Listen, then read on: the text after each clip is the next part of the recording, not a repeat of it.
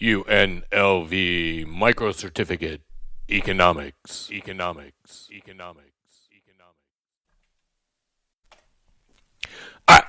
So, unfortunately, we do not have a free and open trade system. We have a whole bunch of ways that trade is restricted, and I'm going to run down this list briefly, and then we're going to talk about them more in depth. We tax imports. Taxes on imports are called tariffs. They're also called duties, D-U-T-I-E-S, duties. Aside from tariffs, if you read the Constitution doesn't say tariff, it says duty. Taxes on imports. The U.S. Constitution bans taxes on exports. It prohibits all taxes on exports. So we, in the United States at least, do not tax exports, and that would be kind of counterproductive, right? You want people in the U.S., you want U.S. businesses to sell into other countries. It would be counterproductive to tax them, but it's unconstitutional in the U.S. to tax exports. We have quotas. A quota is a quantity limit where we just say, look, you can bring no more than 1 million cows into the United States this year. Okay, we put a limit. We have health and safety rules that we put on trade. Countries manipulate their currency. When we buy stuff from China, in the end, they want to get paid in yuan, and when they buy stuff from us, in the end, we want to get paid in dollars. That means currencies have to get traded back and forth between these countries, and that exchange rate manipulation has an effect. Okay? Countries have licensing rules or ownership restriction rules that affect trade, and countries subsidize their exports. Okay, so tariffs.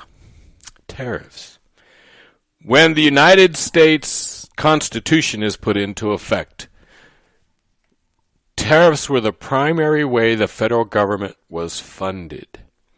The Constitution does not permit the federal government to use a bunch of kinds of taxes, including an income tax. They had to change the Constitution to change the U.S. government's tax system. But initially, it was a tariff-based system. The U.S. government ran off of tariffs. So if you look at this chart on the left, you'll see that tariffs are generally high, and if you don't know how high, typical tariffs are 30 or 40%. So anything you bought from another country had a tax of 30 or 40% on it. Okay? And that money was used to run the government. Now, there are other periods where tariffs are very high. So, for example, we have the Tariff of Abominations, which wasn't called that by the people in the North. It was called that by the people in the South.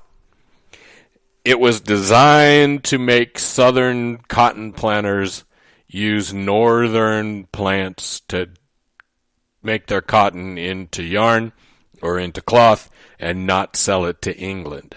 The Southerners didn't like that because the Northerners paid lower fees than the British did. It was better, more profitable to sell your cotton to England, but people in the North wanted the South to have to sell to the North, and so they put in this Tariff of Abominations. We lower tariffs back down, then we raise tariffs back up to help pay for the Civil War. Then tariffs go back down again. When the Great Depression starts, we try to use tariffs to stop the Great Depression from happening. It doesn't work. In fact, tariffs make the Great Depression work, the Smoot-Hawley tariff. Then, particularly after World War II, we lower tariffs way low, so that the average tariff in the United States prior to recent years was in the 3 to 4% range. There were tariffs that are higher, and there are a lot of things that had no tariffs, but the average turned out to be, 3 or 4%. Okay?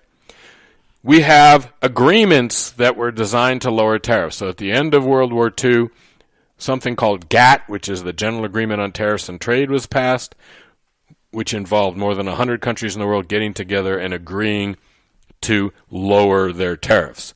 GATT morphed into something called the World Trade Organization, which is another organization of over 100 countries that's designed to promote free trade. WTO in the modern world is kind of maybe dying, irrelevant, but it's still there, and there's still technically a desire by the major countries in the world to have free trade, though they say it more than they do it. So the U.S. has a quota system. We have quotas on dairy from China. We have quotas on lumber from Canada. So the amount of dairy products from China, we have quotas. They have quotas on dairy products from us. Yes, they do. Okay?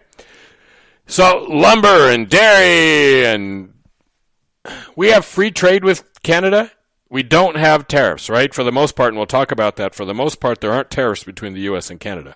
So the only way we can control trade is putting some kind of quota on. So China or Canada has quotas against us. We have quotas against them.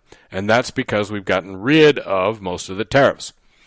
We have beef quotas. So if you're an Argentinian cow grower, right, you are wanting to sell cows into the United States, there's a limit to how many pounds of beef Argentina can sell to the U.S. every year. And if you're saying, don't we grow enough? McDonald's. I don't know if you ever eat at McDonald's. I don't eat at McDonald's, but if you eat fast food, McDonald's will only say that its beef is from North America. Yes, the beef at McDonald's is from North America. They don't tell you what part of the cow they're using, but all we know about their cows are from North America. They're not from the United States necessarily. They're from North America. Okay? So we put limits, physical limits, on how many cows can come in from various countries because we want to help U.S. cattle ranchers. Exciting. Okay. Health and safety rules. There was an incident a few years ago where this mad cow disease, BCE it's called, was striking in England, and so we banned beef imports from England. We don't import beef from England, but we used it as an excuse. Apparently we think that there's some kind of commerce going on between England and Canada because we cut off Canadian beef imports into the U.S. on the excuse that they might have mad cow disease. Now, I don't know if the Canadian cows were going on vacation in England or some British cows had vacationed in Canada and maybe they had spread I don't know. But it was kind of funny that we used mad cow disease in England as an excuse to limit imports from Canada. Okay? We do the same thing with things like shoes. We put requirements on shoes about, how thick the leather can be or other kinds of requirements just to make it a little more difficult for people who live in and produce goods in other countries to sell those goods. So if you import an Italian shoe, there are requirements about that shoe and what it has to be to protect the American consumer from bad footwear. Okay? So we put in these health and safety rules. Sometimes they're real health and safety rules, and sometimes they're just there to try to stop the import. Okay? And, things are legit, right? I don't know if you've been to Hawaii, but there is no rabies in Hawaii. You do not have to get a rabies shot for your pet in Hawaii because there is no rabies. So if you bring an animal into Hawaii, it has to go into quarantine for a couple weeks until they're sure it doesn't have rabies, because the last thing you would want is for rabies to start spreading in Hawaii. Licenses. Okay? Sometimes some countries, in fact pretty much every country, requires you to have a license to import or export. What happens if those licenses take 5 years to process? Okay? So countries, you're Japan. You want to build up your own computer industry. What do? Well, you don't put on tariffs or quotas because you've signed agreements that say, hey, we don't use tariffs and quotas. So what do? Well, you require licenses. And the license has to say specific product. So you you want to import computers, in the 80s, and so you say, hey, I want to import Apple IIs. I want to import PCs with DOS 3.3. Well, by the time your license gets approved, the Macintosh is out and Windows is out, and you didn't ask for those. And when they say, oh, here's your license, you say, okay, I want to import. They go, no, you got to apply for a new license because you don't. So Japan stopped computer imports for a long time, not by tariffs or quotas or whatever, but by taking so long to process licenses that nobody ever got to sell stuff that they were making into Japan. Okay? Related to this is this idea of ownership restrictions. U.S. people cannot own 100% of a business in Japan or China. They can only own a part of that business, and there has to be local partners that work on that business with the foreigners. Okay? That means if you go look at what General Motors does in China, most of what General Motors sells in China is other brands. They sell Buicks, but the brands they sell are Chinese brands, essentially, where they have Chinese partners. And that's because the Chinese government forces them to do that. That way, Chinese business people learn about how U.S. businesses or European businesses do business, and that gives them an advantage if they want to start their own business someday and compete with us. Okay? Japan did this. China did this. The U.S., we do it in two real industries. We do it in media. So in theory, a non-U.S. citizen cannot own television, radio, newspapers in the United States. The exception to that is Congress passed an exception for Fox, so that the owner of Fox, who's Australian, I think, Rupert Murdoch, is not American. He owns Fox. He's allowed. Everybody else has to be an American citizen, okay, to own TV, radio, newspaper. And we do it with airlines. The U.S. airlines, United, Southwest, their owners have to be U.S. citizens. If Air Canada were to try to buy United, United would lose the right to transport passengers within the United States. Okay? But these are a big deal and not something that we're really addressing in trade agreements with these countries. All right, we talked about exchange rates. We talked about the fact, and this is really a macro topic, and you're going to talk about this a lot when you get to macro class. But what China did, think about the fact that we have to trade our money for their money, right? If we want to buy something from them, we got to take dollars. We somehow got to turn them into yuan, then we go buy the thing. Okay? By changing the value of their currency, by making their currency more or less valuable or our currency more or less valuable, we make it easier or harder for foreigners to buy our goods. So when we slap tariffs on Chinese goods coming into the U.S., China changed the value of their money to offset part of that tariff effect. Okay? President Trump said repeatedly he was going to declare China a currency manipulator.